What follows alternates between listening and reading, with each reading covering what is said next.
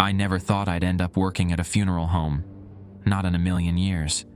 But when you're 23 with a useless English degree and your bank account is showing single digits, you take what you can get. Money troubles aside, the job at Thibodeau and Son's funeral home seemed like a blessing at first. The pay was decent, much better than anything else available in St. Martinville, Louisiana, where career options range from pumping gas to working the night shift at the 24-hour Winn-Dixie. The ad said they needed a night attendant, which sounded simple enough.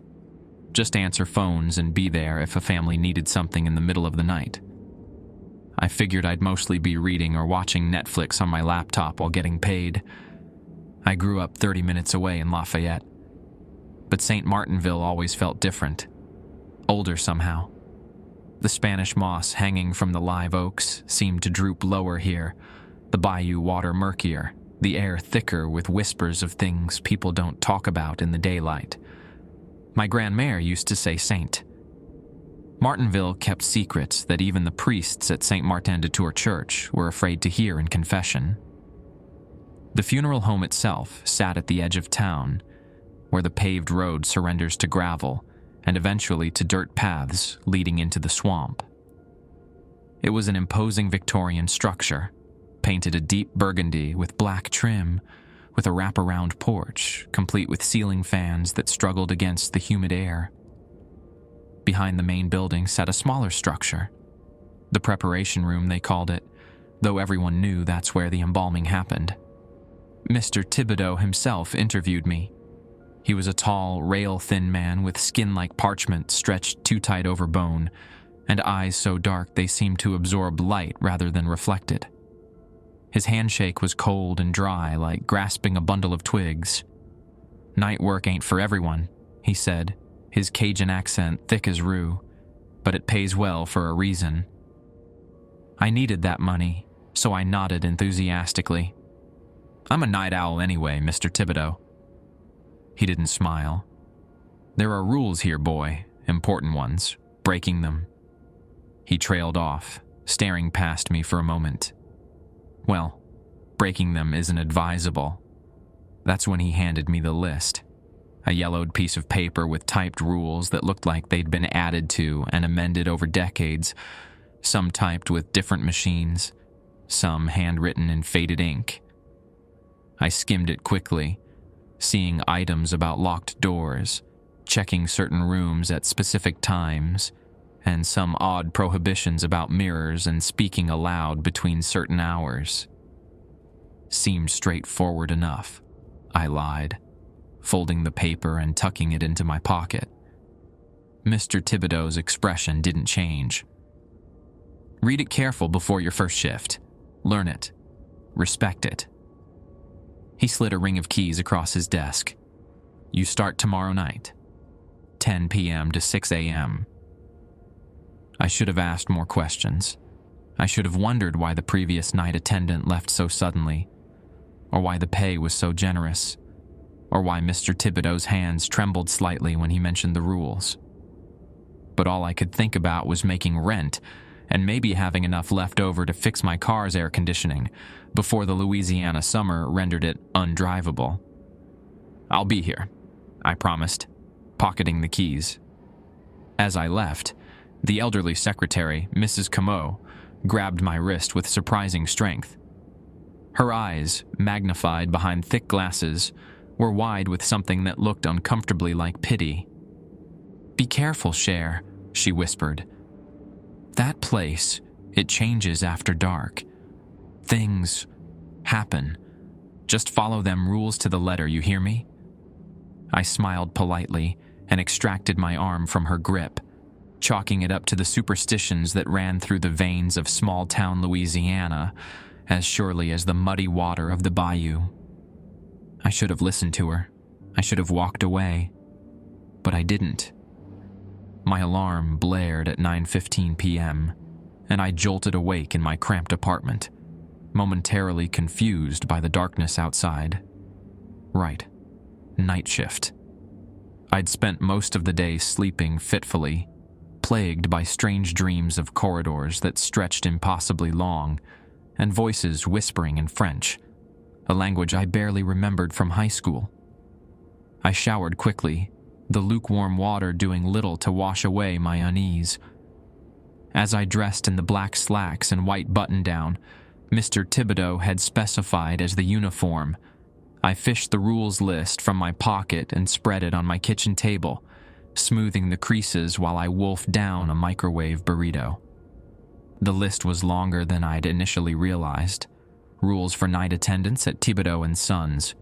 Rule 1. Always arrive before 10 p.m. Never leave before 6 a.m., even if someone tells you to. Rule 2. Lock the front door at 10:05 p.m. precisely. Check that it's secure 3 times. Rule 3. Turn on all lights in the viewing rooms upon arrival. Do not turn them off under any circumstances. Rule 4. At 11:30 p.m., 1:15 a.m., and 3:40 a.m., walk the entire building. Count all doors. There should be 22. If there are more, do not open any of them and return immediately to the front desk. Rule 5. The phone may ring between midnight and 3 a.m. Answer only on the third ring. Speak only English, regardless of what language the caller uses. Rule 6. If you hear knocking on the preparation room door, ignore it. Do not open that door after 10 p.m. Rule 7. The thermostat must remain at 68 degrees. If it changes, reset it immediately. Rule 8. Should you smell flowers when none are present, recite the Lord's Prayer and sprinkle salt, kept in desk drawer, across all thresholds. Rule 9. If the lights flicker, remain absolutely still until they stabilize. Rule 10. Do not look directly into mirrors between 2 a.m. and 4 a.m. Rule 11. If you hear singing, especially in French or what sounds like Latin, put on the headphones in the middle desk drawer and do not remove them until the singing stops. Rule 12. Never, under any circumstances, acknowledge if you see someone standing in the hallway between midnight and 5 a.m. unless they speak to you first. Rule 13. The back door to the garden must remain locked all night. If you find it open, close it immediately, lock it, and pour a line of salt across the threshold. Rule 14. At 5:45 a.m. before leaving, count all the bodies in the preparation room against the logbook. The numbers must match. Rule 15. If you encounter any situation not covered by these rules, call Mr. Thibodeau only at 5559378. Do not use any other number, even if one is provided to you during your shift. I read through the list twice, my half-hearted amusement giving way to a creeping sense of discomfort. These weren't the standard workplace regulations I'd expected. These sounded more like precautions, superstitions, or warnings. Still, I needed this job. I glanced at my phone, 9:42 p.m. I grabbed my keys, folded the rules into my pocket, and headed out. The night was thick with humidity as I pulled into the gravel parking lot behind Thibodeau and Sons. Frogs and cicadas set up a deafening chorus from the nearby swamp, while moths battered themselves against the single security light above the back entrance. I sat in my car for a moment, watching the old Victorian through my windshield. In the darkness, it looked less like a place of business and more like something from a Gothic novel, all looming shadows and sharp angles against the starlit sky. At 9:55 p.m., I forced myself to get out and walk to the back door. My new key slid into the lock with a heavy click. The door swung open with a gentle creak, revealing a dimly lit hallway. The air inside was noticeably cooler, raising goosebumps on my arms as I stepped over the threshold. "Hello?" I called out, my voice sounding smaller than I'd intended. No answer. Just the gentle hum of air conditioning and the faint tick of an antique grandfather clock from somewhere deeper in the building. I made my way to the front desk, an ornate wooden affair that wouldn't have looked out of place in a luxury hotel from a century ago. A single lamp cast a pool of warm light over a logbook, a telephone, and a neat stack of pamphlets about funeral packages.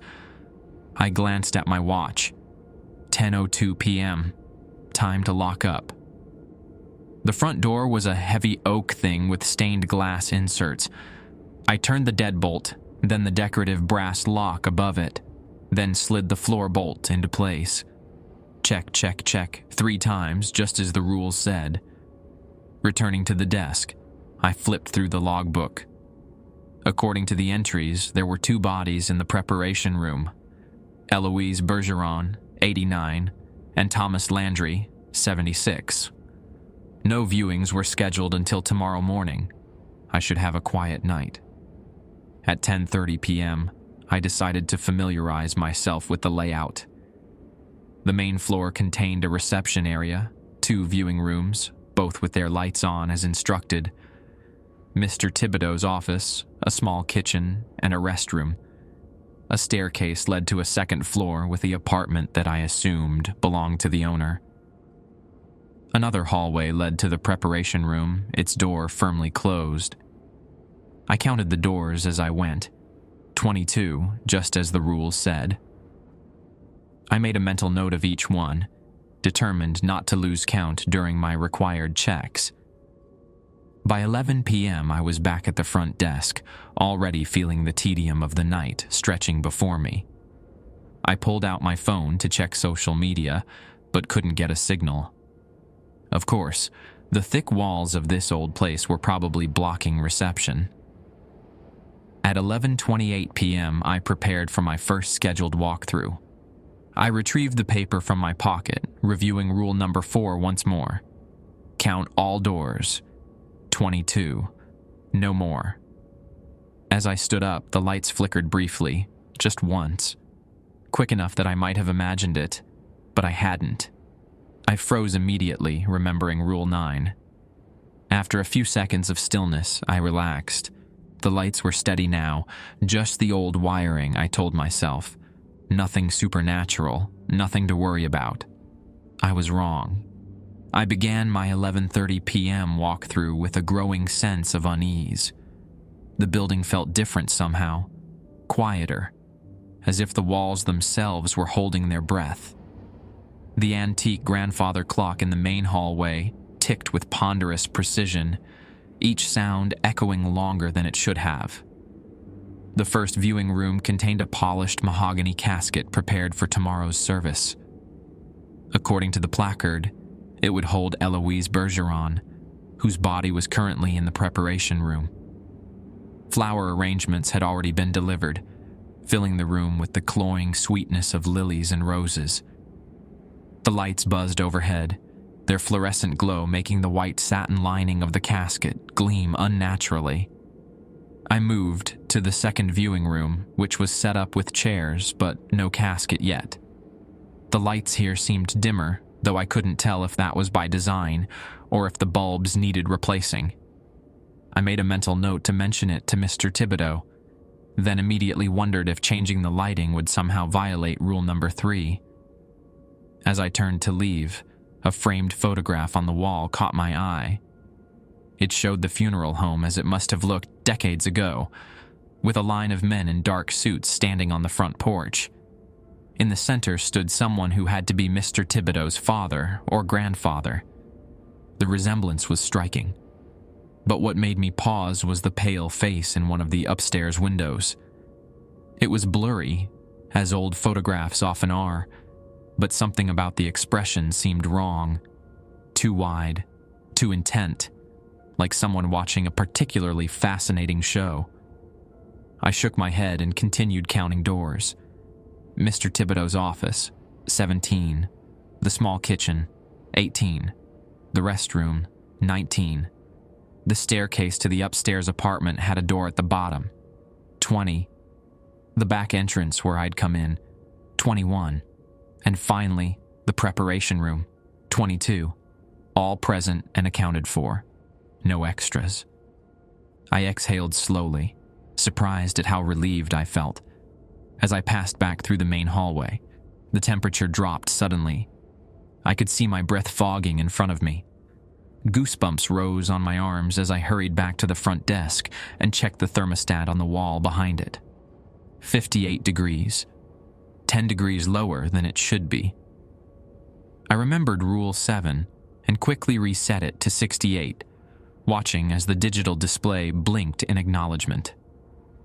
The cold lingered for a few minutes before the heating system groaned to life, gradually returning the temperature to normal. At midnight, I was flipping through an old issue of Field and Stream from the reception area when the desk phone rang. I nearly jumped out of my skin, my heart hammering against my ribs. The old-fashioned landline jangled again, harsh in the stillness. Answer only on the third ring. I counted. 1, 2, 3. Thibodeau and Sons Funeral Home. How may I help you? I said, striving for professional detachment despite my dry mouth. Silence on the line. Then a soft, wet sound, like someone breathing through a mouthful of liquid. Hello?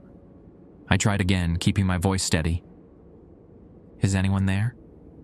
A voice finally answered, distant and distorted, speaking rapidly in French. I caught words here and there from my limited high school vocabulary, something about waiting, something about doors. I'm sorry, I only speak English, I said firmly, remembering Rule 5.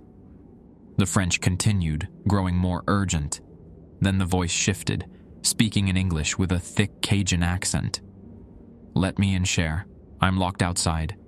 My skin crawled. I'm afraid the funeral home is closed until morning. If you need immediate assistance, you can call Mr. Thibodeau at... Known! The voice snapped, suddenly harsh. You need to open the back door now. I forgot my keys. I gripped the phone tighter. Nobody should be trying to get in at midnight, and the rules were very clear about the doors staying locked. Sir, I can't do that. Please call back during business hours. A long silence followed. Then, so quietly I almost missed it. You'll regret this. The line went dead with a click. I replaced the receiver with a shaking hand, then checked all the locks again. Everything was secure. Still, I couldn't shake the feeling that I was being watched, that something was waiting for me to make a mistake. At 12:45 a.m., I heard it, a gentle knocking from the direction of the preparation room. Tap, tap, tap, pause, tap, tap, tap. Almost polite, like someone not wanting to disturb, but definitely needing attention. Rule 6 flashed in my mind. If you hear knocking on the preparation room door, ignore it. Do not open that door after 10 p.m. The knocking came again, slightly louder. Tap, tap, tap. I focused on the magazine in front of me, flipping a page I hadn't read. The knocking stopped, and I exhaled slowly. Then it slammed against the door. Bang, bang, bang. So violently I could hear the wood straining against its hinges. I nearly fell out of my chair, my pulse thundering in my ears. The banging stopped as suddenly as it had started, leaving behind a ringing silence. I stood frozen, staring down the hallway toward the preparation room, half expecting the door to burst open. Nothing happened. After a few minutes, I sank back into my chair, hands trembling. At 1:15 a.m., it was time for my second walkthrough. I didn't want to leave the relative safety of the front desk, but the rules were clear, and after that phone call and the knocking, I was taking no chances with disobedience. I counted carefully. Everything seemed normal until I reached the main hallway. Between the two viewing rooms, where there had previously been only wall, there was now a door, a narrow black-painted door with an ornate brass handle. I blinked hard, then counted again. This would make 23 doors, not 22. If there are more, do not open any of them and return immediately to the front desk. I backed away slowly, keeping my eyes on the new door, and retreated to the front desk. My palms were slick with sweat as I pulled out my phone, desperately hoping for a signal to call Mr. Thibodeau. Still nothing. The desk phone sat there, promising connection, but I hesitated. The rules said to call only in situations not covered by them, and this, a new door, was specifically mentioned. I was supposed to go back to the desk, which I had done. Now what? At 1:30 a.m., the lights began to flicker again. I went rigid, remembering Rule 9.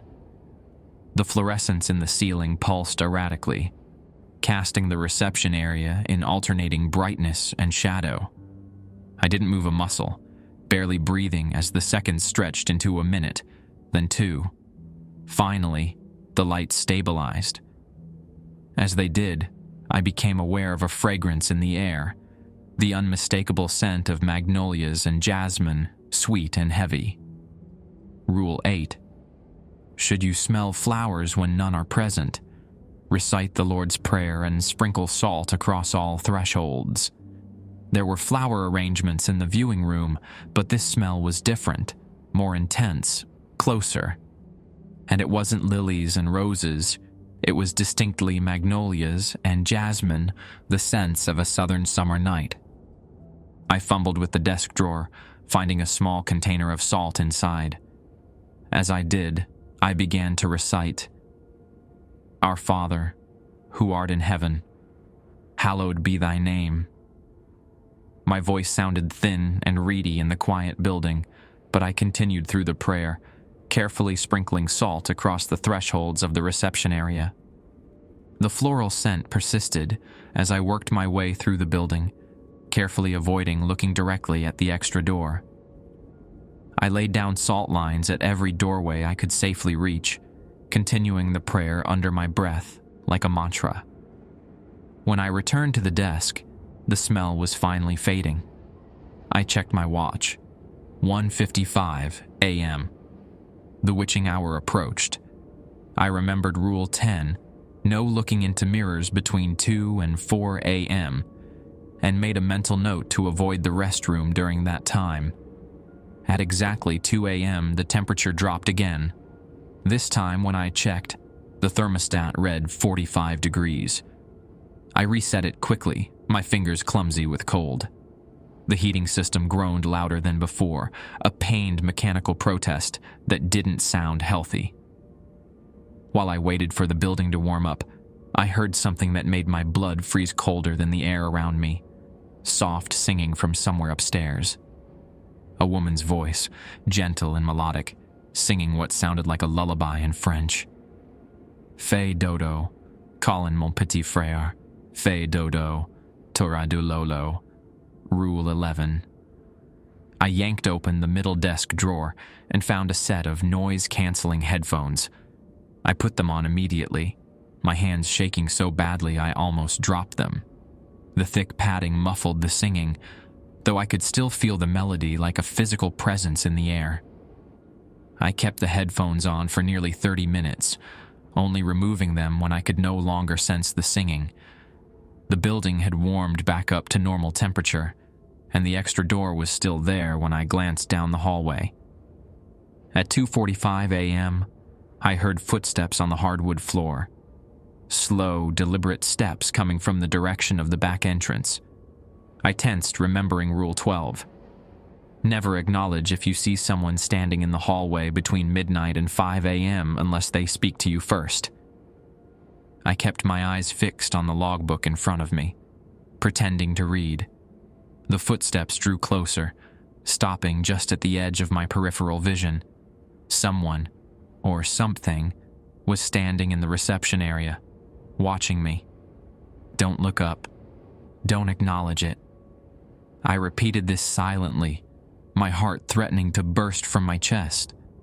A minute passed, then another. The presence remained, silent and watching. I could feel eyes boring into me, expecting me to break, to look up, to speak. Finally, after what felt like an eternity, the footsteps resumed, moving away toward the mysterious new door.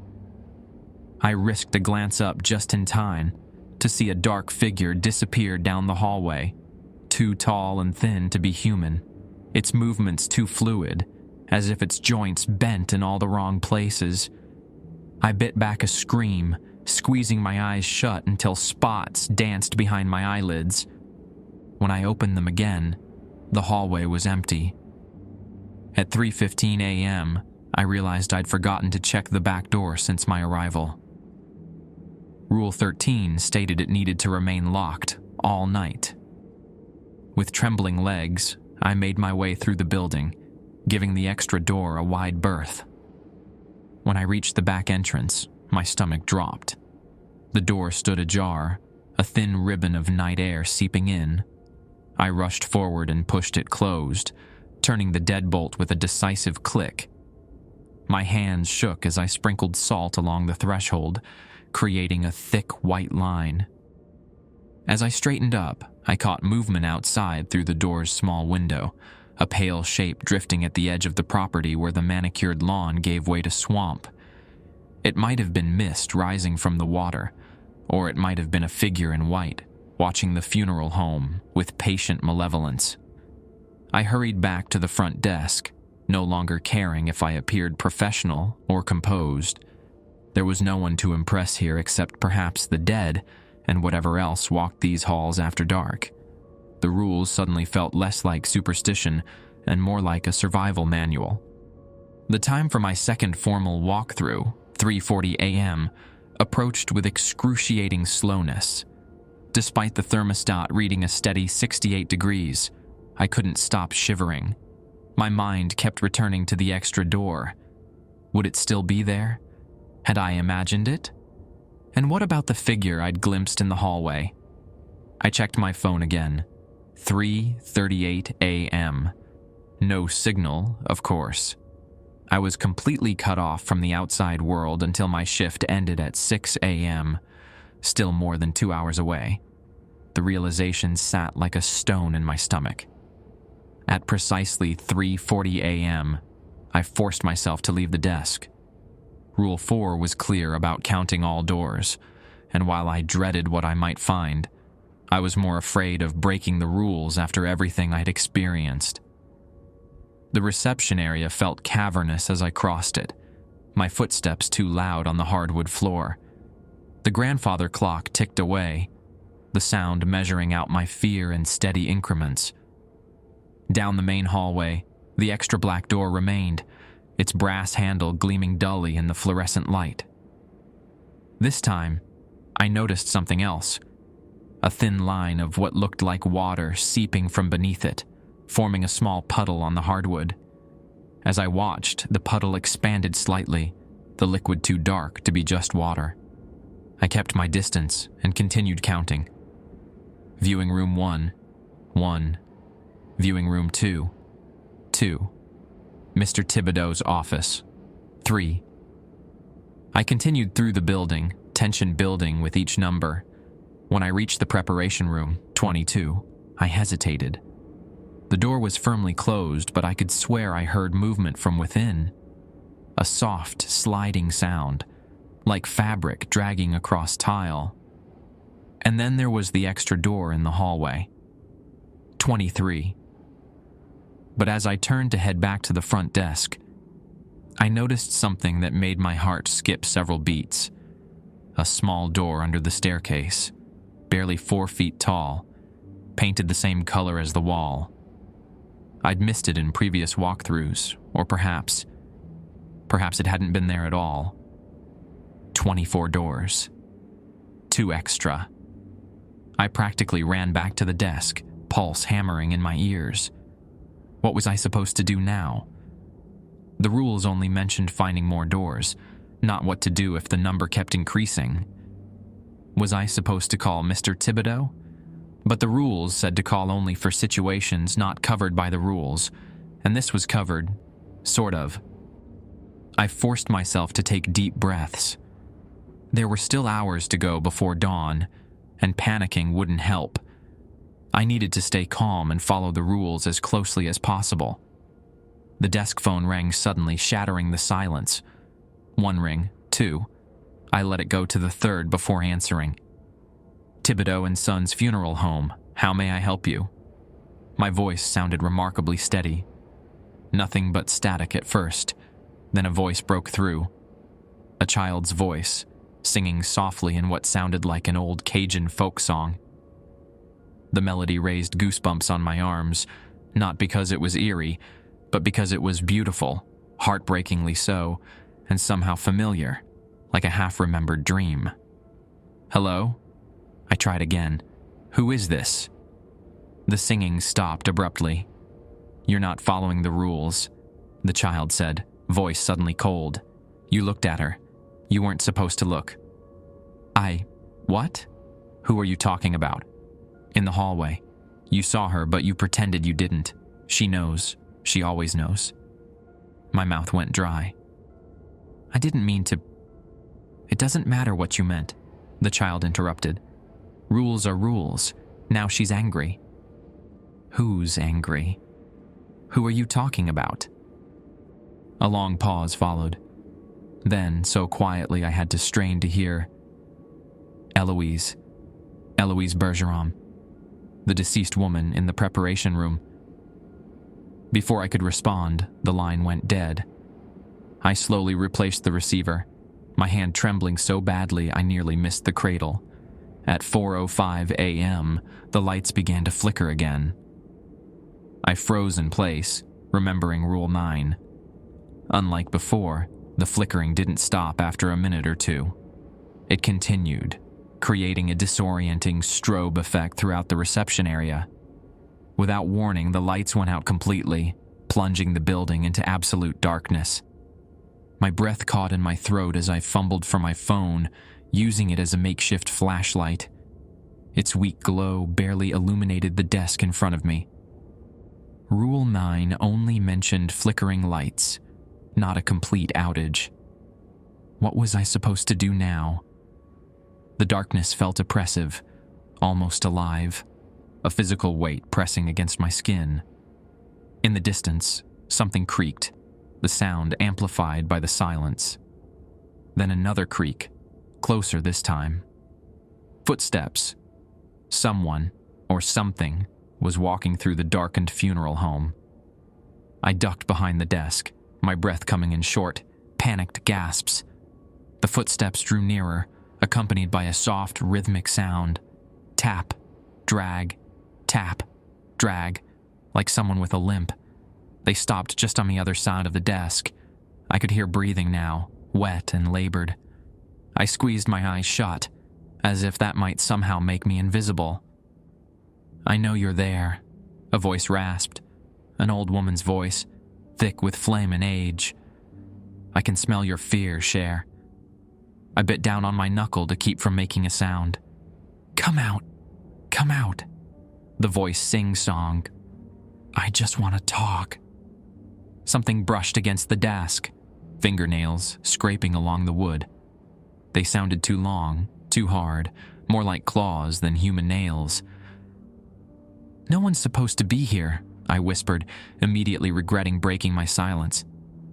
The scraping stopped. "Oh, but I am supposed to be here," the voice replied, suddenly much closer. "This is my party after all, my funeral. Eloise Bergeron. Oh God. You're not real," I said, my voice breaking. "You're dead." A dry, rattling laugh followed. "Dead? Yes, not real. That's where you're wrong, boy." The temperature around me plummeted, my breath misting in front of me. I could see it in the dim light of my phone screen. "The rules," I stammered. "I've been following the rules." "Have you?" The voice had moved, now coming from the other side of the desk. "Counting all the doors, making sure they stay closed, keeping the salt lines intact." The salt lines. I hadn't checked them since laying them down. Had they been broken? Without warning, the lights flickered back on. I blinked against the sudden brightness, momentarily disoriented. The reception area was empty. No old woman. No sign anyone had been there at all. Except, on the desk, clearly not there before, sat a small black button, the kind from an old-fashioned dress or coat. Beside it was a business card for Thibodeau and Sons, turned over to reveal spindly handwriting on the back. "She's trapped in the walls. Help her." My hand shook as I picked up the card, reading the message again. Who was trapped? Eloise. Someone else. At 4:30 a.m., I heard a new sound, soft weeping coming from behind the extra black door in the hallway. A child's crying, muffled but distinct. My first instinct was to go investigate, to help whoever was in distress. But I remembered the rules. No opening doors that shouldn't be there. The crying grew louder, more desperate. It tore at something primal inside me, the instinct to protect the child in danger. I took a step toward the hallway, then stopped myself. Rules. Follow the rules. But what if someone really needed help? What if there was actually a child trapped somewhere in the building? I was still wrestling with this dilemma when I noticed water again. No, not water. A dark liquid was seeping under the reception area door that led to the main hallway. It moved too quickly, spreading across the hardwood floor in tendrils that seemed almost purposeful. I scrambled onto the desk, watching in horror as the liquid, blood, it had to be blood, continued its advance. The smell hit me then, coppery and thick, with an underlying note of decay. The child's weeping abruptly stopped. In its place came a low, guttural growl that no human throat could produce. The blood stopped spreading just short of the desk. Then, impossibly, it began to recede, flowing back the way it had come, disappearing under the door. At 4:45 a.m., the phone rang again. I didn't answer it this time. It rang and rang, eventually stopping after maybe 20 rings. Rule 5 only specified answering on the third ring, not that I had to answer at all. Almost immediately after the ringing stopped, my phone buzzed with a text message. I stared at it in disbelief. How was I getting a text when I had no signal? The message was from an unknown number. Opened the preparation room door now. I deleted it, hands shaking. Another text followed immediately. Eloise is waiting for you. And another, she's not alone.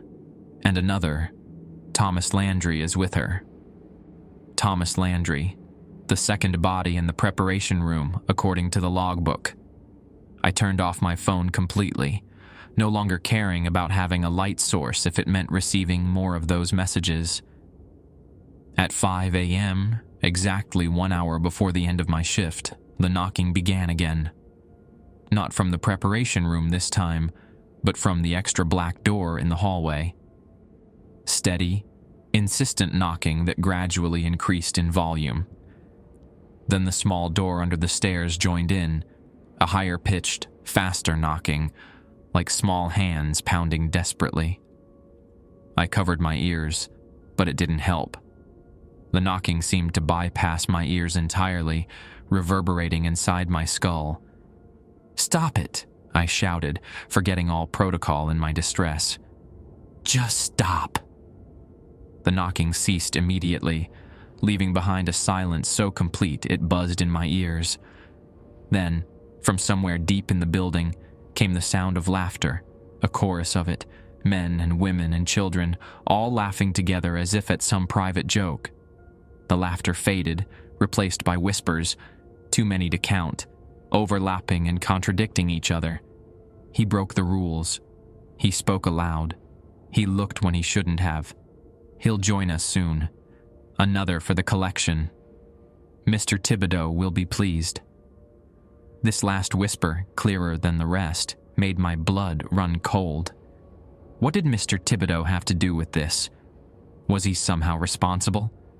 Did he know what happened here at night? Of course he did. Why else would there be such specific rules? At 5:15 a.m., I heard a key in the front door lock. My heart leapt with hope.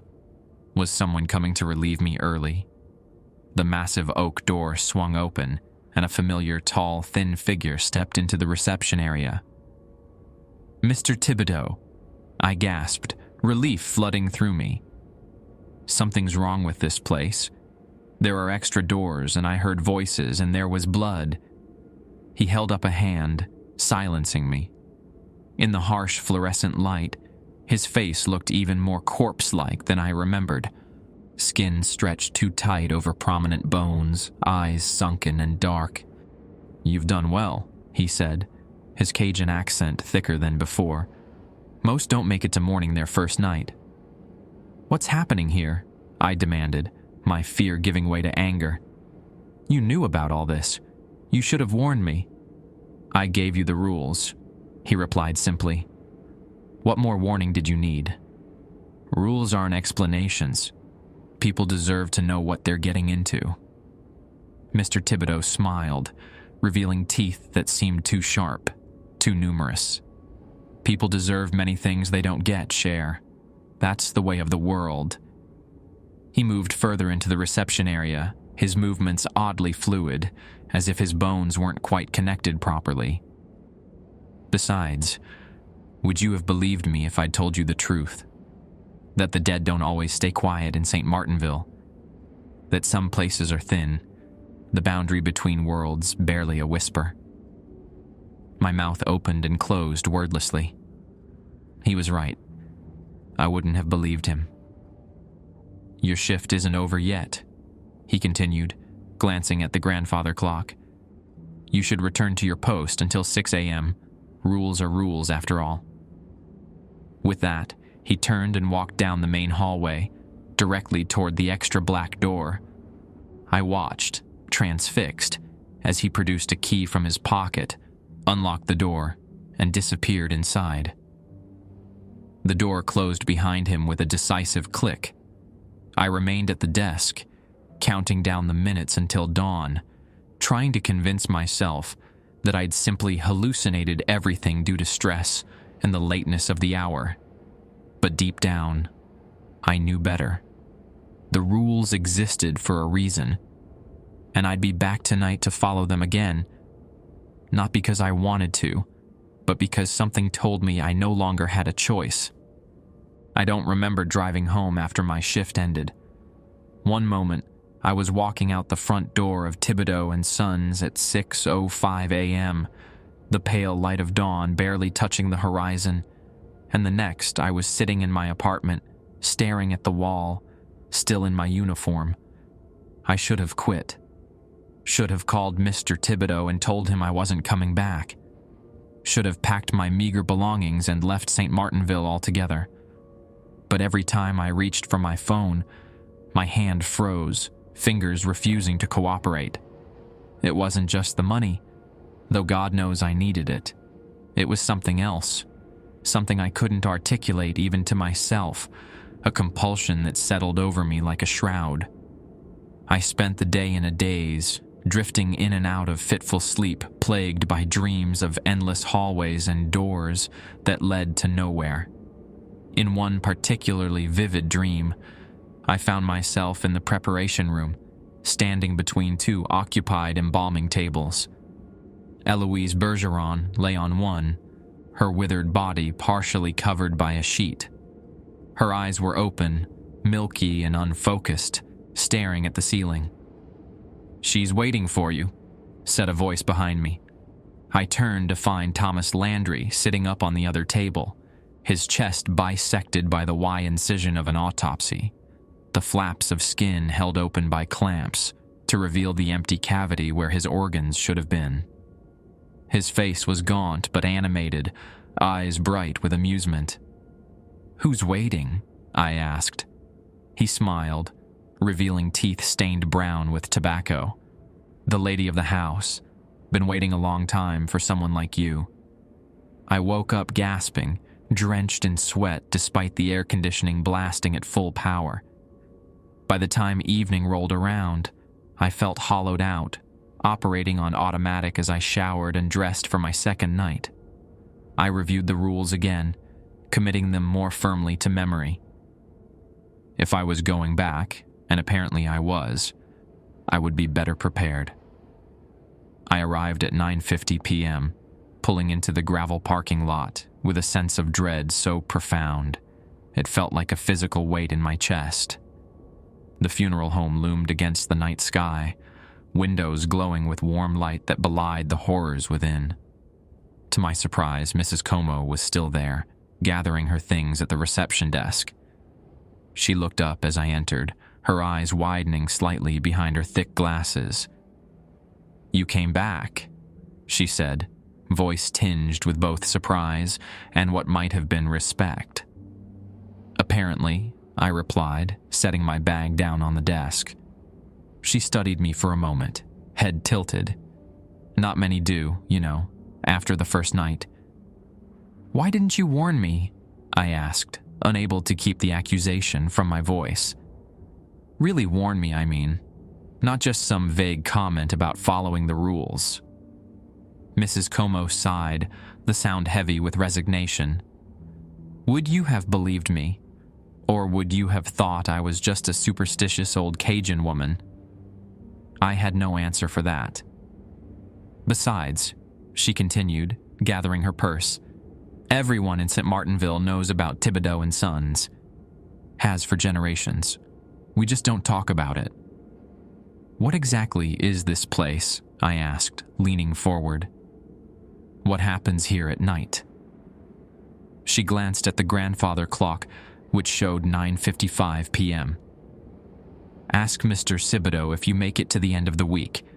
He only explains to those who last that long." She headed for the door, then paused. "The logbook will tell you who's in the preparation room tonight. Be extra careful with Rule 12. With that cryptic warning, she left, the heavy front door closing behind her with a sound of finality. I checked the logbook as she suggested. 3 bodies tonight: Raymond Bourgeois, 92, Marie Doucet, 45, and, my breath caught, a child, Lily Thibodeau, 8. Thibodeau. A relation to the owner? The same small voice that had called me on the phone last night. I shook my head, trying to dispel the thought. Focus on the rules. That's what mattered. I locked the front door at exactly 10:05 p.m., checking it 3 times as required. Then I settled in at the desk, steeling myself for the long night ahead. The first hour passed uneventfully. Too uneventfully, honestly. The building was quiet, except for the steady tick of the grandfather clock and the occasional creak of settling wood. No temperature fluctuations, no mysterious scents, no flickering lights. I almost would have preferred something to happen, rather than this suspenseful waiting. My 11:30 p.m. walkthrough was equally unremarkable. I counted the doors carefully. 22 exactly, no extras. The black door in the hallway and the small door under the stairs were both gone as if they'd never existed. Even the preparation room door remained silent, no knocking or strange sounds emanating from within. I returned to the desk feeling oddly disappointed. After the previous night's events, this normality felt like a cruel joke, as if the building was toying with me, lulling me into a false sense of security. At midnight, the phone rang. I answered on the 3rd ring, as instructed. "Thibodeau and Sons Funeral Home, how may I help you?" "Why didn't you help me?" a child's voice asked, soft and sad. "I told you she was trapped in the walls." My mouth went dry. "Who's trapped? Who are you?" A long pause followed. "I'm Lily," the voice finally replied. "Lily Thibodeau." The child in the preparation room. My skin prickled with goosebumps. "You're not real," I said, trying to convince myself more than her. "You're dead?" She finished for me, a note of bitter amusement in her voice. "Yes, for a long time now, but that doesn't mean I'm not real." I swallowed hard. "What do you want from me?" "Help," she said simply. "For her, for me, for all of us." "I don't understand. Who's her? Who's trapped in the walls?" "The lady of the house," Lily whispered, as if afraid of being overheard. "She's been here since the beginning, Since before the funeral home, since before the town. The line crackled with static, Lily's voice fading in and out. She's not like the rest of us. She's hungry, and my uncle feeds her. Your uncle? Mr. Thibodeau? Lily continued, ignoring my question. The family has always served her, but some of us tried to stop it. That's why I'm here, why we're all here.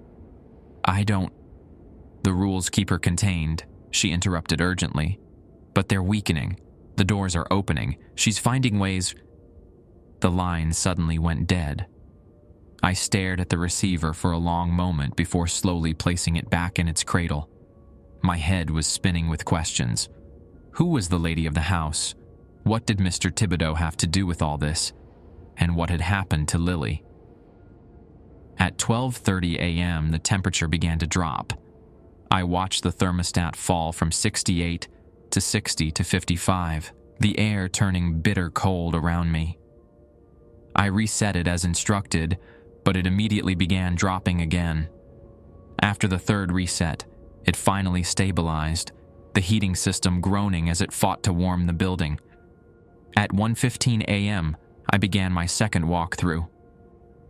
I counted doors carefully, alert for any changes, but again found exactly 22. Everything seemed normal until I reached the preparation room. The door was ajar. Rule 6 clearly stated not to open that door after 10 p.m., but it didn't say what to do if it was already open. I stood frozen in the hallway, staring at the sliver of darkness visible through the gap. Should I close it? Leave it? Call Mr. Thibodeau? As I hesitated, a soft sound came from within. A child humming a familiar lullaby. The same tune I'd heard on the phone. Lily? I called softly, immediately regretting breaking silence. The humming stopped abruptly. Then, slowly, the door began to open wider, seemingly of its own accord. The darkened preparation room beyond came into view inch by inch. The sterile steel tables, the cabinets of equipment, the drains in the floor, and the three bodies, all sitting upright on their tables. I stumbled backward, my heart hammering against my ribs. This wasn't possible. The dead didn't sit up. The dead didn't stare with cloudy eyes fixed directly on me. Raymond Bourgeois, the elderly man, spoke first, his voice a dry rasp. She's coming. Marie Doucet, the middle-aged woman, nodded, her head moving in jerky, unnatural motions. The doors are opening. And finally, Lily Thibodeau, the small child whose feet dangled above the floor, her skin waxy in the dim light. You need to find her before it's too late. I turned and ran, no longer caring about the rules or protocol. I sprinted back to the reception area, nearly colliding with the desk in my panic. The phone was ringing, had been ringing, I realized, for some time. I didn't answer it. Instead, I pulled out my cell phone, desperately hoping for a signal. Still, nothing. I was trapped here with whatever was happening, with no way to call for help. The ringing of the desk phone finally stopped. In the sudden silence that followed, I heard a new sound, scratching, coming from inside the walls.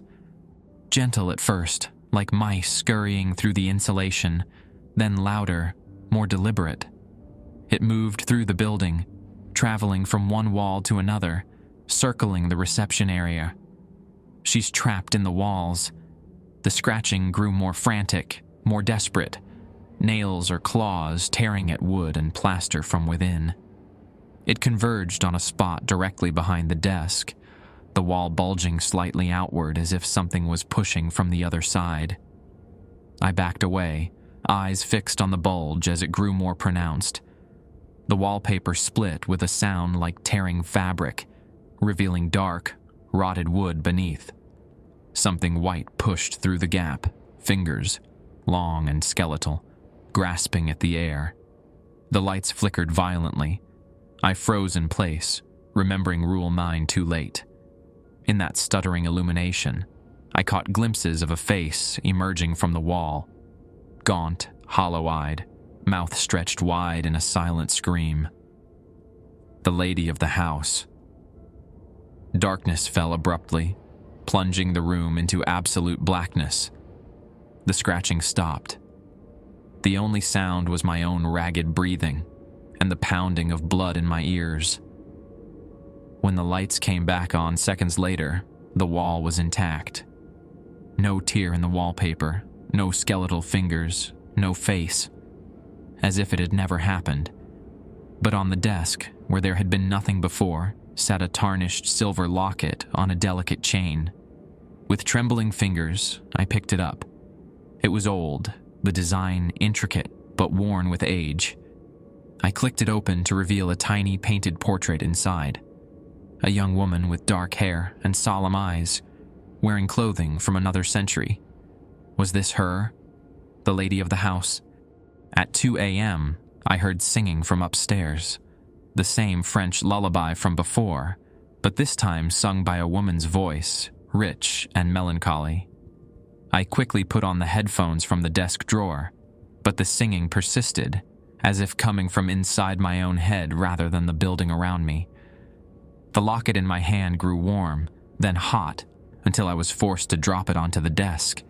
It fell open, the portrait visible, but changed.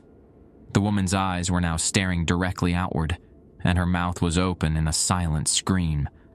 As I watched in horror, dark liquid began to seep from the portrait, spreading across the desk in tendrils.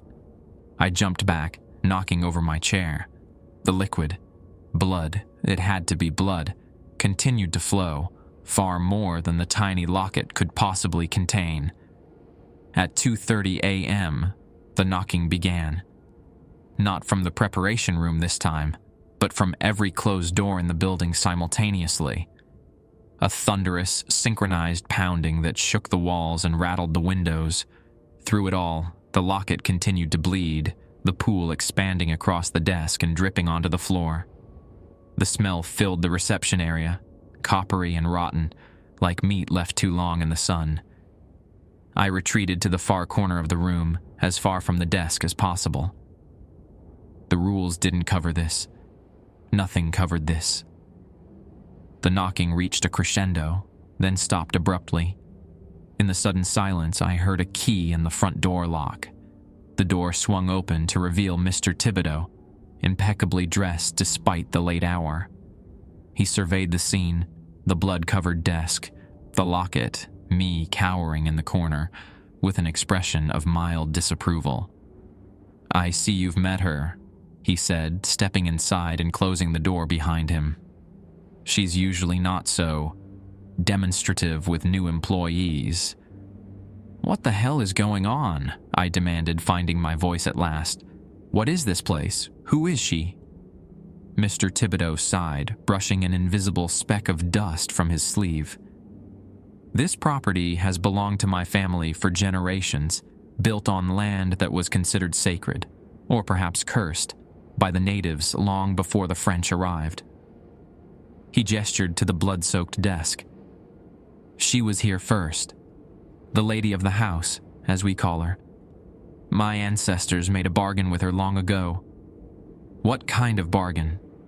His thin lips curved in what might have been a smile. "Protection, prosperity, power, in exchange for certain accommodations." "The dead," I whispered, remembering the bodies in the preparation room. "You give her the dead." "Not all of them," he clarified.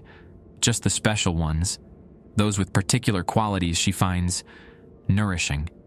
I felt sick. And the rules? "The containment system of sorts. As long as they're followed, she remains mostly dormant, mostly satisfied with what we provide." "And when they're broken?" Mr. Thibodeau's expression darkened.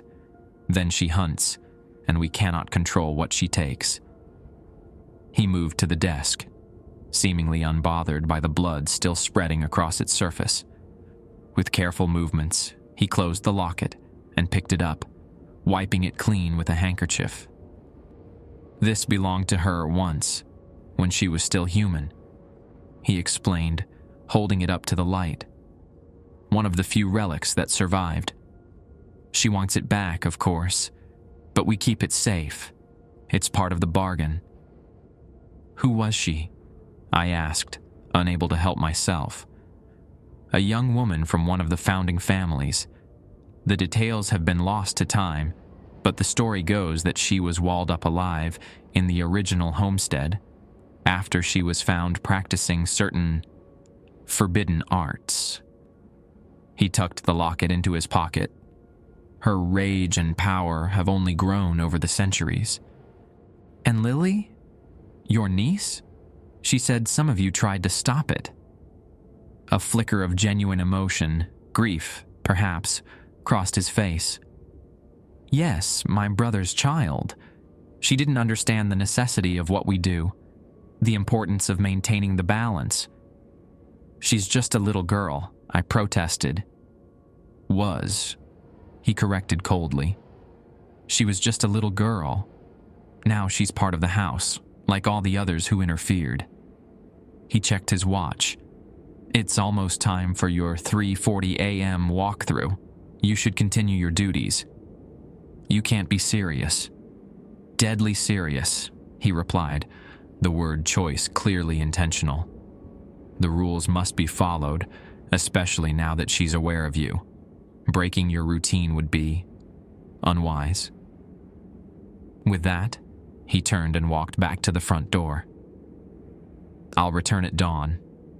Try to avoid disturbing our residents further. The door closed behind him with a decisive click, leaving me alone once more with the blood-soaked desk, the numerous doors, and whatever waited behind them. And somewhere in the walls, scratching, always scratching, the lady of the house continued to search for a way out. After Mr. Thibodeau left, I stood paralyzed, staring at the blood-soaked desk. The liquid had stopped spreading, but showed no signs of drying or evaporating. It gleamed wetly under the fluorescent lights, reflecting my terrified face back at me like a dark mirror. My watch read 3:38 a.m., almost time for the walkthrough. Every instinct screamed to barricade myself in the reception area, to ignore the rules and wait for dawn. But Mr. Thibodeau's warning echoed in my mind. Breaking your routine would be unwise. At precisely 3:40 a.m., I forced myself out from behind the desk.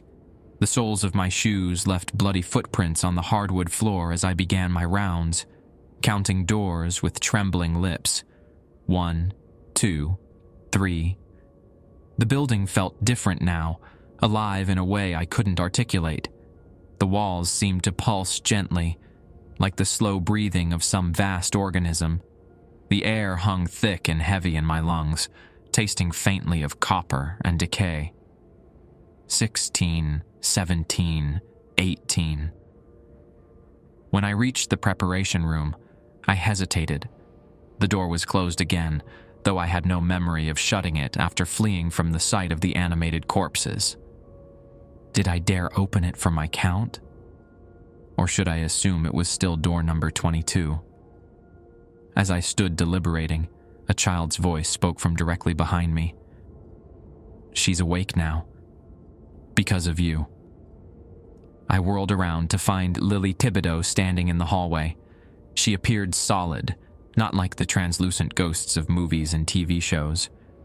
If not for her waxy complexion and the slight gray tinge to her skin, she might have passed for a living child. I didn't mean to wake anyone, I stammered. Lily tilted her head, studying me with eyes too old for her young face. Not anyone. Her. The lady. You found her locket. That always wakes her. Your uncle took it, I said. The locket. She nodded solemnly. He'll hide it again, but it doesn't matter now. She knows you're here. She can smell your fear. Lily stepped closer, her small feet making no sound on the floor. You need to be careful. More careful than before. What does she want? I asked, my voice barely above a whisper. Freedom. Vengeance. Hunger. Lily's expression darkened. She was a traiteur once, a healer.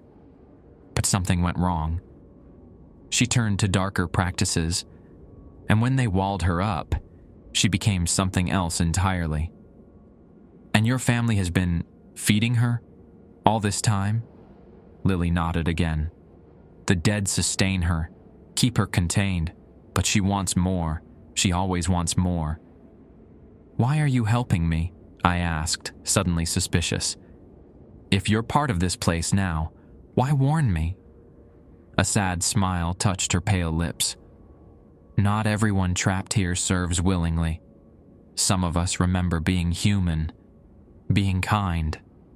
She glanced nervously over her shoulder, as if afraid of being overheard. Finish your count, quickly. I turned back to the preparation room door, took a deep breath, and opened it just enough to confirm it was still there. 22. The room beyond was dark, the tables empty, no sign of the bodies that had spoken to me earlier. When I turned back to thank Lily for her warning, she was gone. I hurried back to the reception area, completing my round with a mixture of relief and renewed dread. The blood on the desk had vanished, as if it had never been there. The only evidence of my encounter with the lady of the house was the set of bloody footprints I'd left across the floor, already fading to dull brown stains.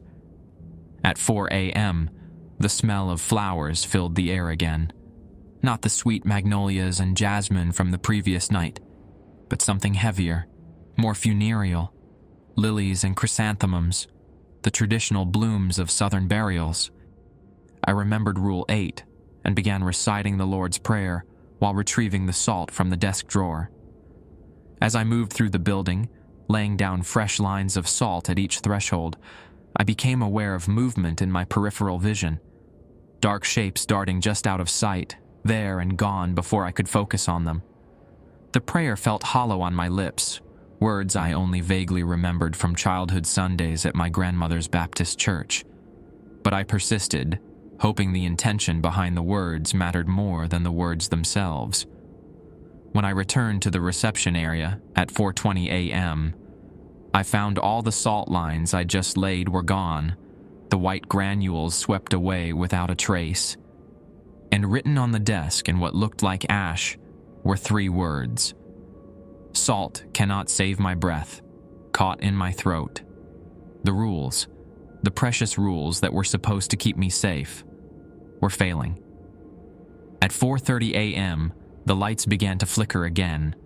I froze in place as instructed, barely breathing as the fluorescence pulsed overhead. Through the stuttering illumination, I saw shapes forming in the shadows, human figures standing motionless around the edges of the room, watching me. When the light stabilized, the figures vanished, but the feeling of being observed remained, an almost physical weight against my skin. The phone rang at 4:45 a.m. 1 ring, 2. I let it go to the 3rd before answering, clinging to the rules like a drowning man to driftwood. Thibodeau and Sons Funeral Home, I managed, my voice cracking. How may I help you? Heavy breathing filled the line, wet and labored. Then a woman's voice, deep and resonant, speaking in French. I caught words here and there. Mort, death, prison, liberation, freedom, but couldn't piece together the meaning. I'm sorry, I said, keeping to Rule 5. I only speak English. The breathing stopped. The line crackled with static. Then the woman spoke again, this time in heavily accented English. The old bargain is broken, she said, each word precise and deliberate. The walls are weak. The doors are open. I am coming. Who are you? I asked, forgetting protocol entirely. Are you the lady of the house? A low, throaty laugh answered me. I have had many names over the centuries. The Thibodeau family called me Lady, to tame me, to make me seem genteel and manageable. The voice hardened. I am neither. What do you want with me? I asked, unable to stop myself. You opened the way, she replied. You found my locket, my heart. You spoke to my allies. You broke the rules. Another laugh, colder this time. So now you will pay the price, as the Thibodeau family has paid for generations. Blood for blood, life for life. The line went dead, leaving me with a dial tone buzzing in my ear like an angry wasp. As I set the receiver down, the temperature plummeted. Within seconds, my breath misted in front of me, and frost began forming on the surface of the desk. The thermostat on the wall dropped rapidly, 60, 50, 40, 30. I rushed to reset it as per Rule 7, but the display continued its free fall, the digits blurring together until they settled on a series of 8s. 88.8. The cold was unbearable now, seeping through my clothes and into my bones. My fingers turned numb, then painful, then numb again. Ice crystals formed on my eyelashes, and my lungs burned with each frozen breath, and still the temperature dropped. Something was happening to the walls. The pale cream wallpaper bubbled and peeled back in strips, revealing not plaster or wood, but ice, thick, ancient ice with dark shapes suspended within, like insects trapped in amber. As I watched in horror, the ice spread across the walls and ceiling, encasing the reception area in a gleaming shell.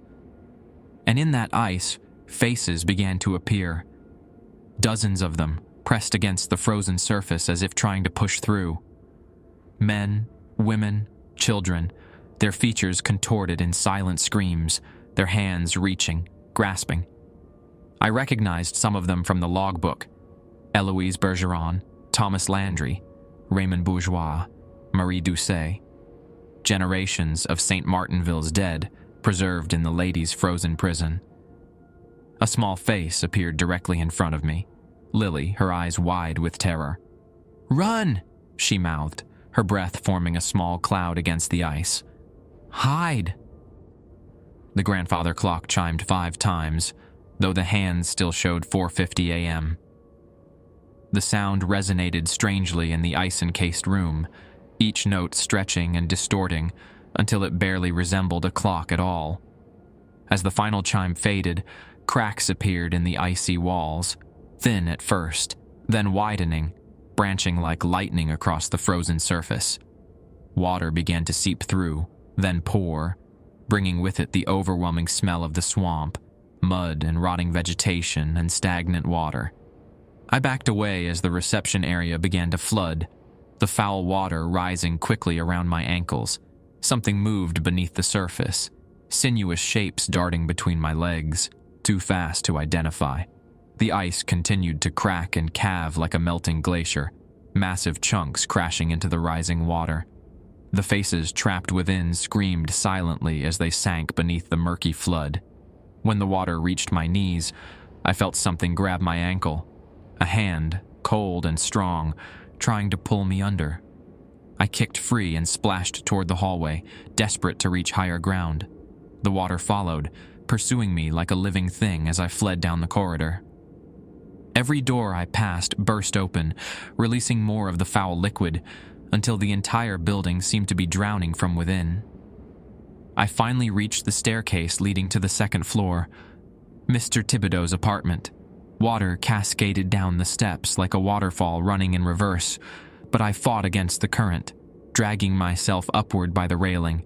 At the top of the stairs stood a door, plain and unassuming, but somehow menacing in its ordinariness. I hesitated, remembering the rules about not opening doors that shouldn't be there.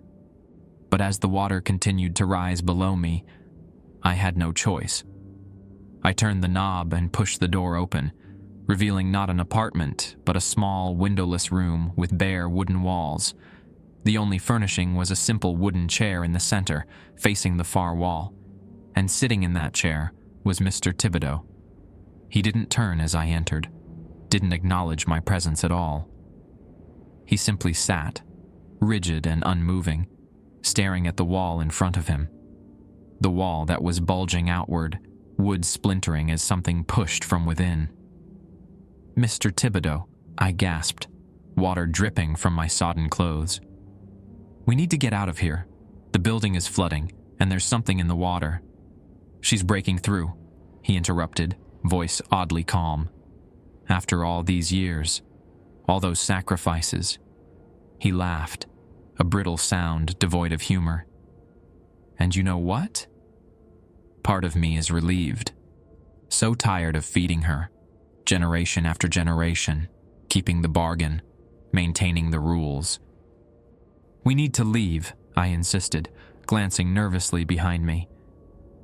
The water hadn't followed me into this room, but I could hear it surging against the door, seeking entry. No one leaves, Mr. Thibodeau replied, finally turning to face me. His eyes were hollow, cheeks sunken, as if he'd aged decades in hours. That's the final rule, the one I didn't write down.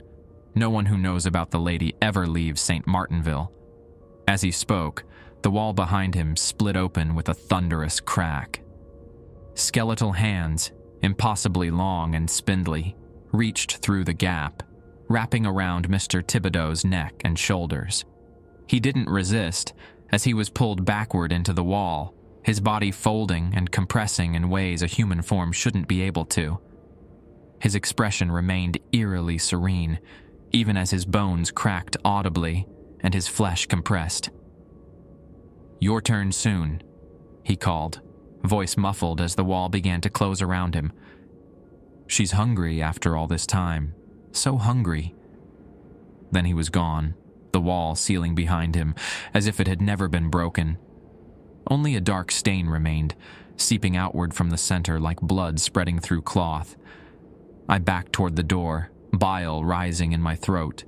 When my hand touched the knob, I found it ice cold, so cold it burned my palm, making me cry out in pain. The door swung open of its own accord, revealing not the waterlogged staircase I expected, but a long, unfamiliar corridor stretching into darkness. The walls were no longer wood, but rough stone, dripping with moisture and covered in a slick black mold that seemed to pulse with a life of its own. From somewhere deep in that impossible hallway came the sound of singing, a woman's voice, rich and hypnotic, performing what might have been a lullaby or a dirge, the words indistinct but profoundly unsettling. And walking toward me, emerging from the darkness step by deliberate step, was a figure in white, the lady of the house, no longer trapped, no longer contained. Scene 6. The figure approaching through the stone corridor moved with unnatural grace, her white dress floating around her as if underwater. She was both beautiful and terrible, a woman perhaps in her 30s, with features that might once have been lovely, but were now stretched too tight over her skull, giving her the appearance of a porcelain doll left too long in the sun. Her eyes were the worst part, completely black, like pools of oil, with no whites or irises visible. They reflected no light, absorbing it instead, two voids set in her pale face. I backed away, my shoulder blades pressing against the wall behind me. There was nowhere to run, nowhere to hide. The stone corridor had replaced the familiar hallways of the funeral home, and the door through which I'd entered had disappeared. The lady stopped several feet away, her head tilting to one side as she studied me. Her movements were jerky, mechanical, like a marionette controlled by inexperienced hands. "At last," she said, her voice the same as on the phone, deep and resonant, with a thick French Cajun accent that seemed to belong to another century. Face to face, I struggled to find my voice. "What do you want from me?" She smiled, revealing teeth too numerous and sharp to be human. "What do I want?" "Freedom. Vengeance." Her black eyes narrowed. "Sustenance." "I don't understand," I said, playing for time while desperately searching for an escape route. "I just took a job. I didn't know about any of this. I've been trying to follow the rules." "The rules," she sneered, the word dripping with contempt. "Thibodeau's chains, meant to keep me bound, to control what cannot be controlled." She moved closer, the air growing colder with each step. "Do you know what it's like to be trapped for centuries? To be fed scraps of death while craving life?" Her hands shot out, fingers wrapping around my wrist. Her touch was like ice, burning cold against my skin. Images flooded my mind, disjointed, horrific flashes that I struggled to comprehend. A young woman in 18th century clothing, collecting herbs in a swamp, healing the sick with poultices and prayers. The same woman, older now, desperate as a plague ravages the settlement, turning to darker arts to save those she loves. Betrayal, as the very people she tried to save turn against her, calling her witch, demon, monster. Men dragging her from her home, taking her to an unfinished wall in a new building. Her screams as they sealed her in, brick by brick, leaving her to suffocate in darkness. And then transformation, rage and pain and dark power twisting her, changing her into something no longer human. Years stretching into decades, decades into centuries, her hatred growing, feeding on the death around her. The bargain with the first Thibodeau, offering him prosperity and influence in exchange for freedom that never came, only more death, more sustenance that never satisfied. I yanked my hand away, gasping at the psychic assault. "You were a healer," I managed, my mind reeling from what I'd seen. Before they did that to you." Something flickered across her face, surprise perhaps that I had gleamed so much from the contact. "I tried to save them," she said, her voice momentarily softer, almost human. "When the yellow fever came. Nothing worked, not the herbs, not the prayers. So I turned to older ways, blood magic, soul bargains." Her expression hardened again. "They feared what they didn't understand, called me witch instead of savior." "I'm sorry for what happened to you," I said, meaning it despite my terror. "But that was centuries ago. Those people are long dead. Their descendants live on," she hissed.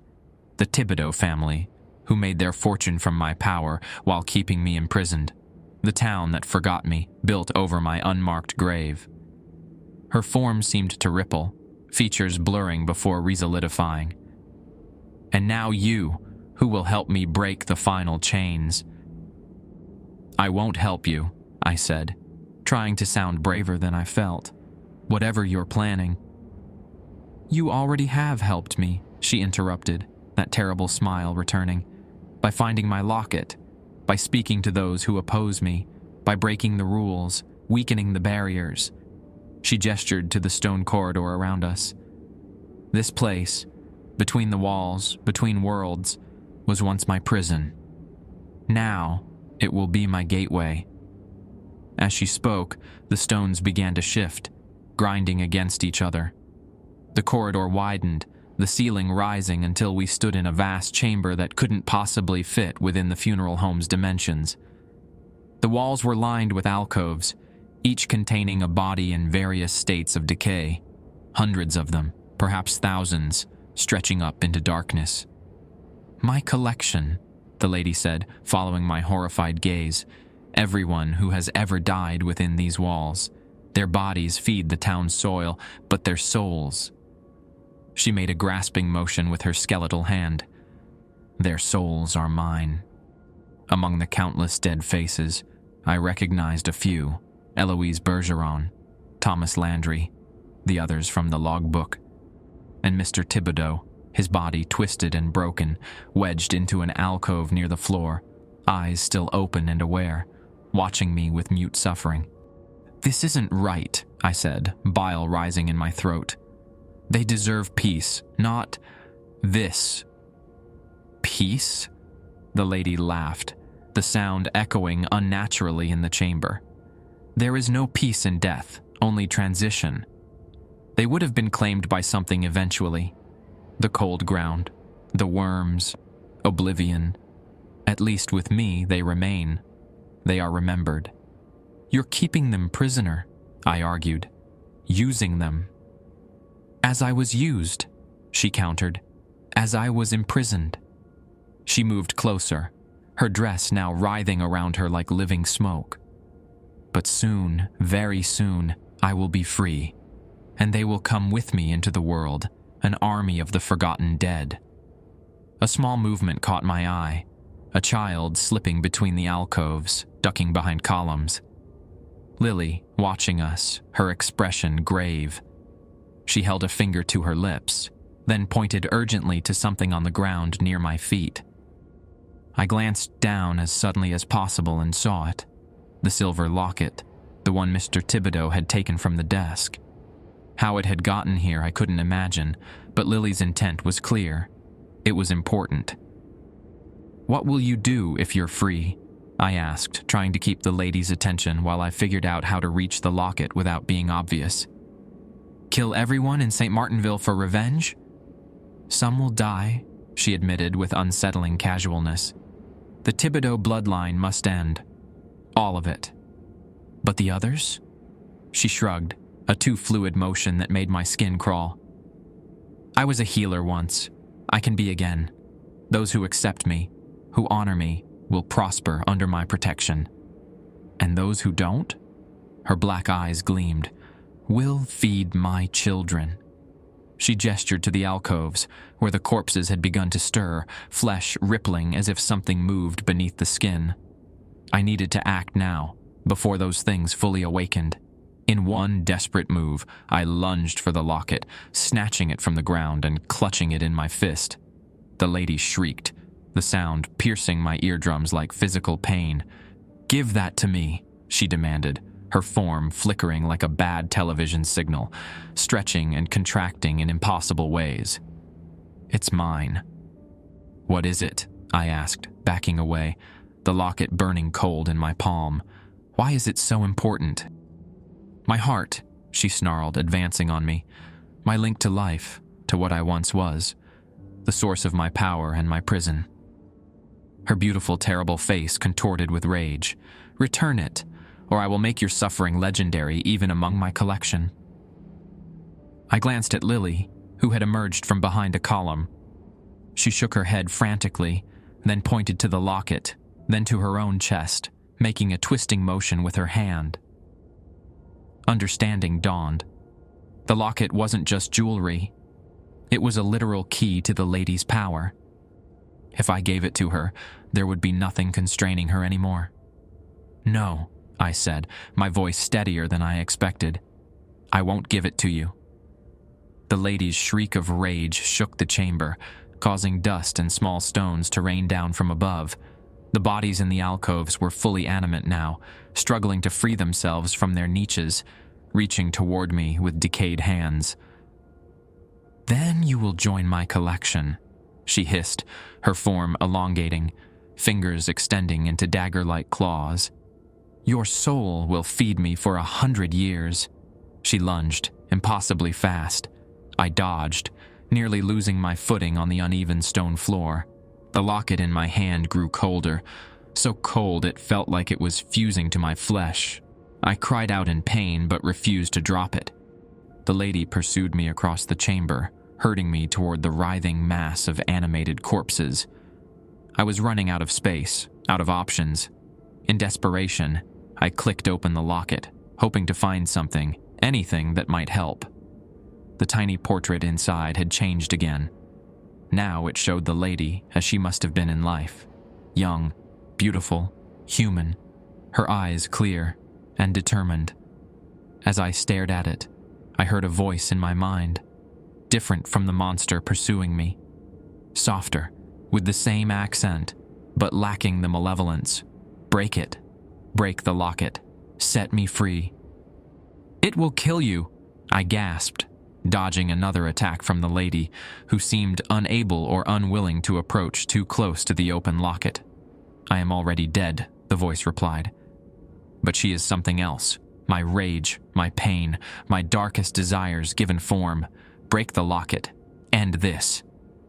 "Don't listen," the lady snarled, seeming to hear the exchange. "Close it.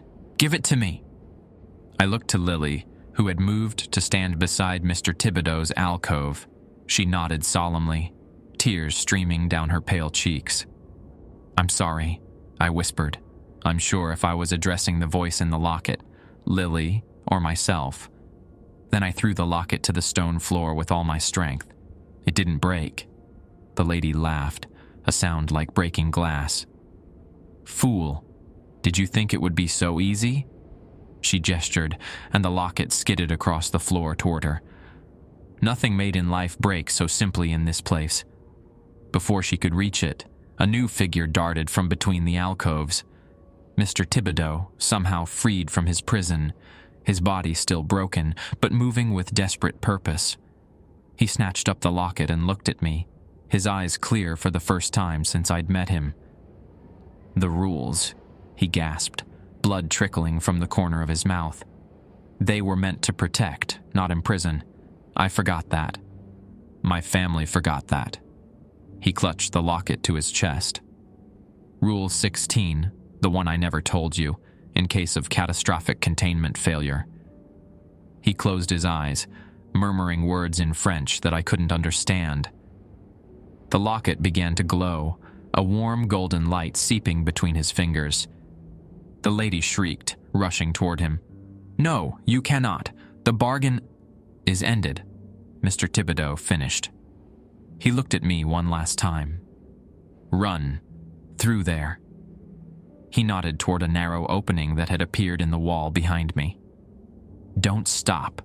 Don't look back."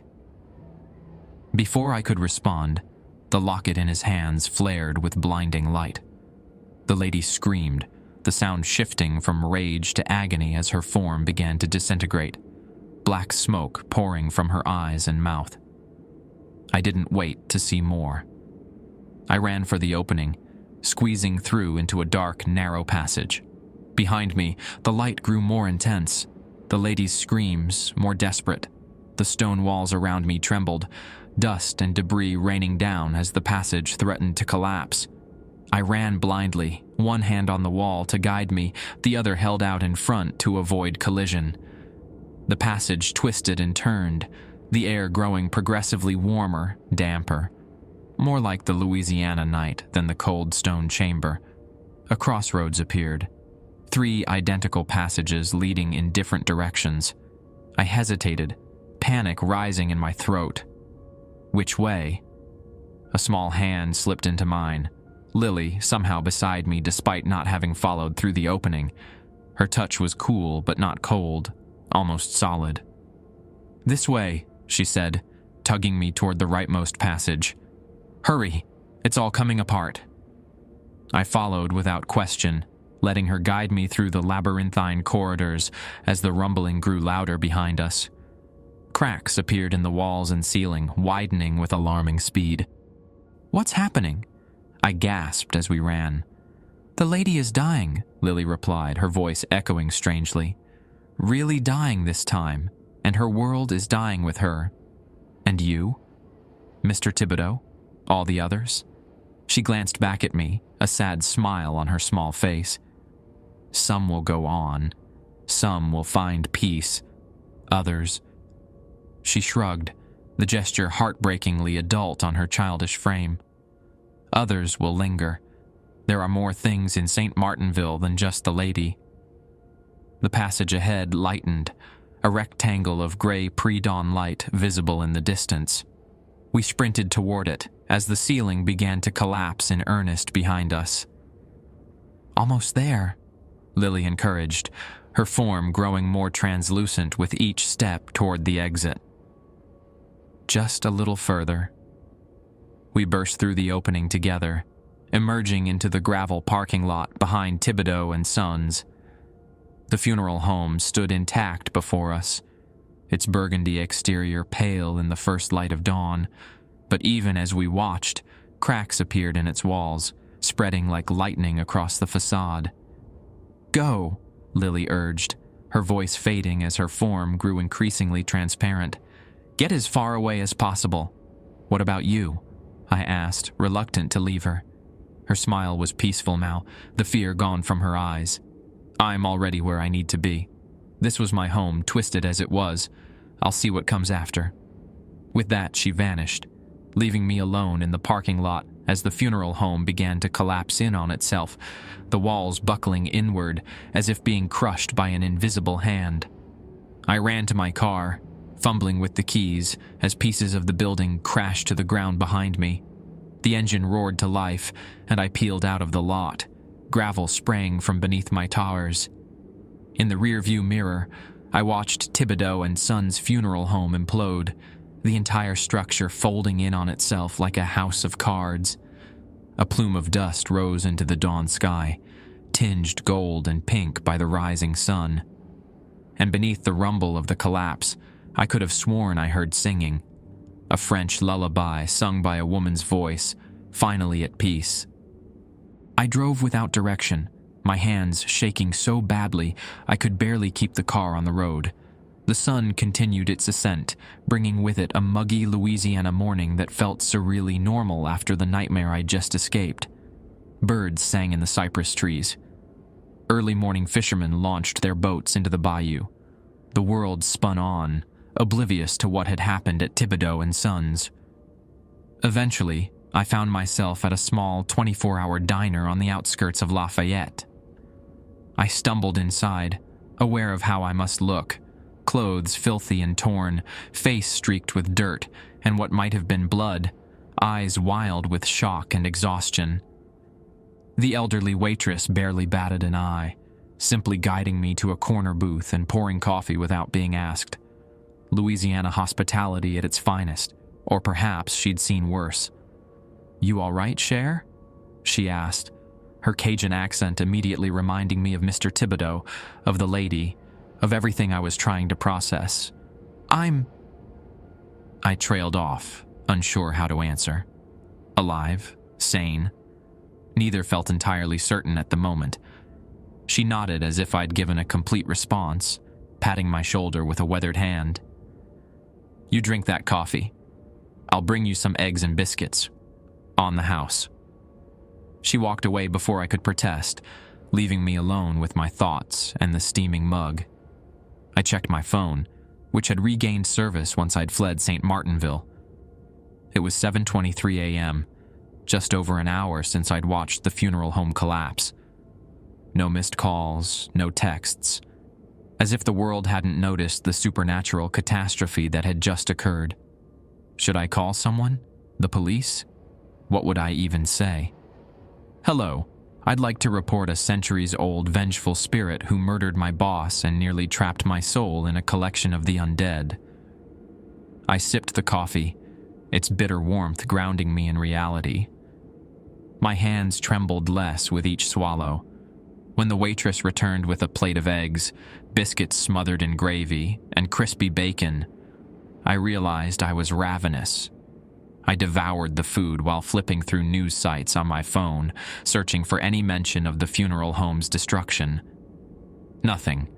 Not even a local traffic update or emergency notification. As I was finishing my second cup of coffee, the bell above the diner door jingled. I glanced up reflexively, then froze mid-sip. Mrs. Comeau, the elderly secretary from Thibodeau and Sons, stood in the entrance, scanning the diner until her gaze settled on me.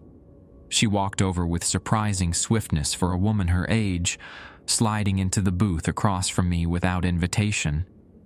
"You survived," she said simply, adjusting her thick glasses. "I wasn't sure you would." I set down my mug carefully. "How did you find me?" A thin smile crossed her lined face. "St. Martinville isn't the only place with old ways, Cher. There are those of us who watch, who know." "You knew what was happening at the funeral home," I said, an accusation rather than a question. "You knew about the lady, about what Mr. Thibodeau was doing." She nodded, accepting a cup of coffee from the waitress with a murmured thanks. "Many of us knew, or suspected. The Thibodeau family has been in St. Martinville since the beginning. Their prosperity came at a price few understood. But you did. My grandmother was a traiteur, a healer, like the lady was before." She sipped her coffee. "Before the change, she passed down stories, warnings. Keep your distance from the Thibodeau place after dark. Never accept their charity without giving something in return. Never speak ill of the dead within earshot of their walls." My mind raced with questions. The funeral home. It's gone. It collapsed. Mrs. Comeau's eyebrows rose slightly. "Entirely?" I nodded, describing the implosion I'd witnessed, the building folding in on itself as if swallowed by an unseen force. She crossed herself, murmuring something in French under her breath. Then it's really over. The bargain, the collection, all of it. What happens now? I asked. To the souls? The people trapped there? Some will find peace, she said, echoing Lily's words from earlier. Those who were merely caught, not bound. Others, she shrugged, a gesture of resignation rather than indifference. Some ties don't break so easily, even in death. I thought of Lily, her small form fading as the funeral home began to collapse. Had she found peace? Or was she still there, amid the ruins? And the lady? I pressed. Is she truly gone? Mrs. Como was silent for a long moment, staring into her coffee as if reading tea leaves. Such power doesn't simply vanish, she finally said. It transforms, changes. The worst of her, the rage, the hunger that may be gone. But her essence, the part that was once human? She shook her head. That lingers, in the soil, in the water of the bayou, in the air we breathe. St. Martinville was built on her bones, Cher. We've been living with her all along. A chill ran through me despite the diner's warmth. Why are you telling me this? Why track me down? Because you're part of it now. She reached across the table, her gnarled fingers catching my wrist with surprising strength. You stood in her presence. You held her heart. You witnessed the end of a curse centuries in the making. Such things leave marks. I pulled my hand away, suddenly conscious of a dull ache in my palm, the same palm that had held the locket. Looking down, I saw a small silvery scar in the center, shaped like a crescent moon. It hadn't been there before. What does it mean? I asked, trying to keep the panic from my voice. It means you'll never truly leave St. Martinville behind, Mrs. Como said, her expression softening with something like pity. You can move away, change your name, try to forget. But the dreams will come, the whispers, the knowing of things you shouldn't know. I don't want this, I protested. I never asked for any of it. I just needed a job. She laughed, a surprisingly warm sound. Nobody asked for fate's share. It comes all the same. She reached into her purse and withdrew a small cloth bundle tied with twine, placing it on the table between us. For the dreams when they get bad. Lavender, valerian root, and a few other things. Steep it in hot water before bed. I stared at the bundle, torn between gratitude and resentment. Why help me? You worked for Thibodeau. I worked for the funeral home, she corrected. For the living who came to mourn their dead. Mr. Thibodeau's other business was his own. She sighed, suddenly looking every year of her considerable age. Besides, someone needs to remember, to watch. The lady may be gone, but St. Martinville has other secrets, other old things sleeping beneath the surface. A fresh wave of unease washed over me. Are you saying there are more like her? Not like her, no. She was unique, a confluence of tragedy, power, and centuries of feeding on death. Mrs. Comeau's gaze grew distant. But there are places in Louisiana where the veil is thin, where things slip through. The swamp has its own memory, its own hunger. She stood abruptly, placing a few dollars on the table for her coffee. I should go. There will be questions in town, arrangements to be made. The Thibodeau family was extensive once, but now... She shook her head. Curtis was the last of the direct line. Someone will need to handle things properly. As she turned to leave, a thought struck me. Wait, what about the bodies? Eloise Bergeron, Thomas Landry, the others who were scheduled for funerals. Mrs. Como paused, her expression unreadable. What bodies, Cher? Thibodeau and Sons hasn't had a client in weeks, not since old man Prejean last month. My mind reeled. But the logbook was part of the illusion, she finished for me. The lady needed fresh souls, and the Thibodeau family had grown too small to satisfy her alone, so they created workers, clients, an entire business of comings and goings, while the real work happened in the walls. The implications hit me like a physical blow. If there had been no actual funeral business, no real clients, was the night attendant job even real? I asked, already knowing the answer. Mrs. Comeau's smile was sad. There's always been a night attendant share. From the very beginning, someone to witness, someone to feed to the lady when the time was right. I was going to be sacrificed, just another soul for her collection.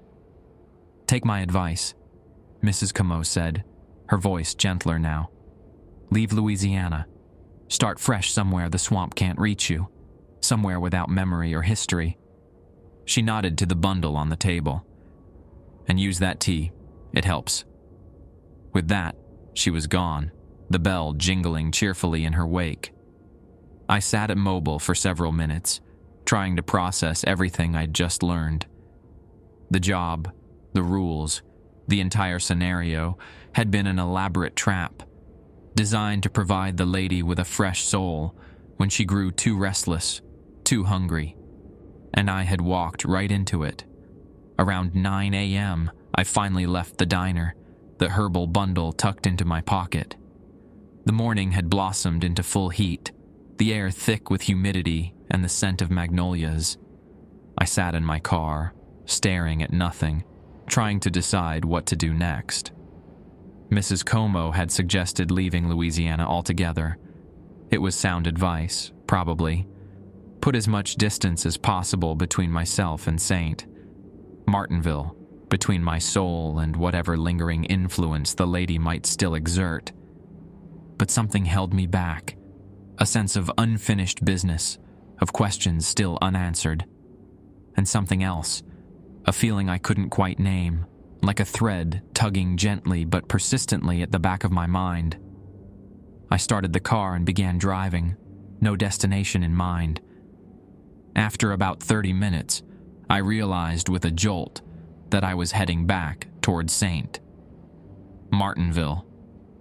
I tried to turn around, to force myself away, but my hands seemed to operate independently of my will, guiding the vehicle unerringly back the way I'd come. The town looked exactly as it had the day before. Ancient live oaks draped with Spanish moss, small shops along the main street, the white steeple of Saint Martin de Tours Church rising above the buildings.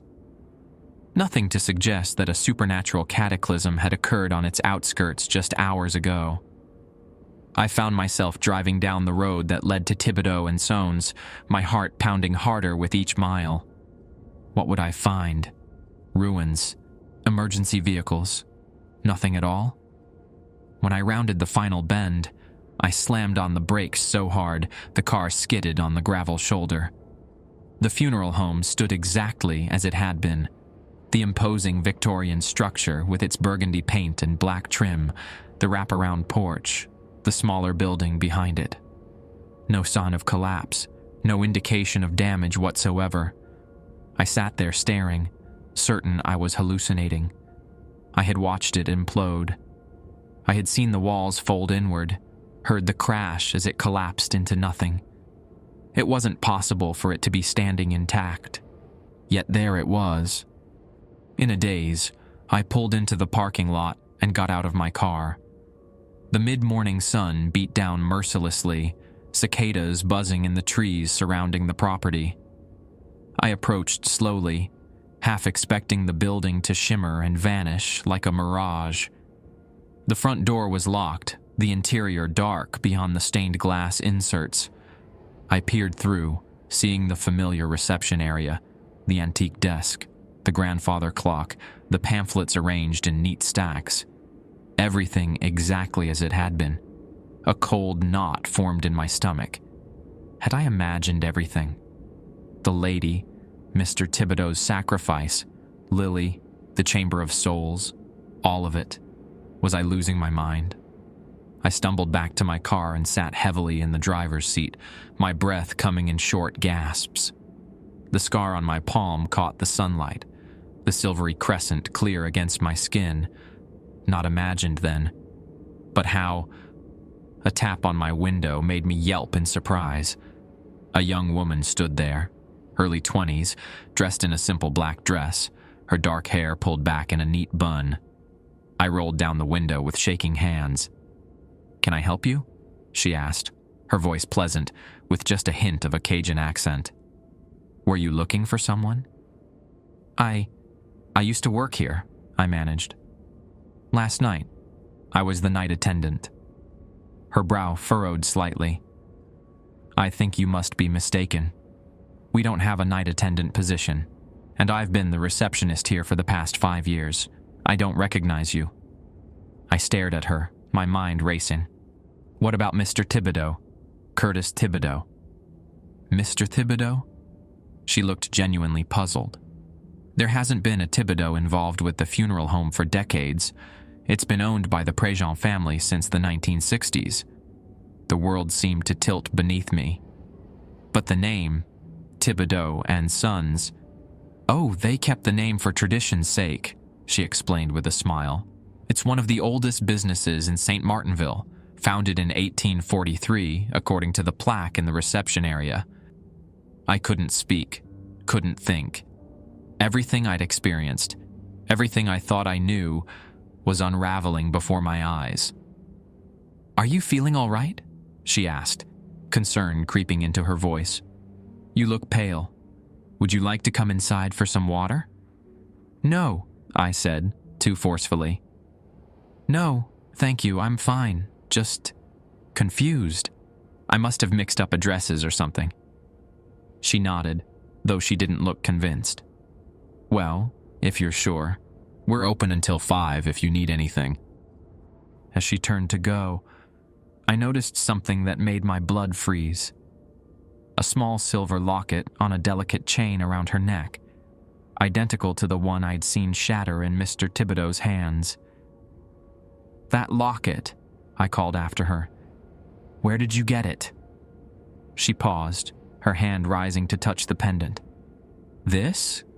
It's a family heirloom, been passed down for generations." Something flickered across her face, too quick to identify. "My grandmother always said it was for protection, that as long as we kept it safe, we'd be keeping everyone safe." Before I could respond, she continued toward the funeral home, climbing the porch steps with practiced ease and disappearing inside.